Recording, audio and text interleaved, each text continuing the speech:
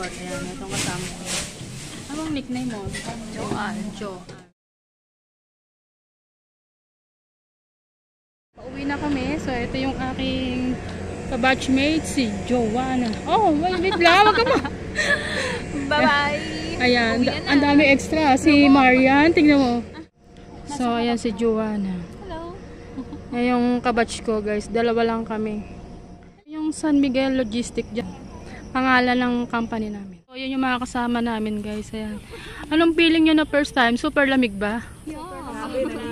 Masaya. Masaya sa una. Masaya sa una. Sa second day, third day. Mas kasali na yun.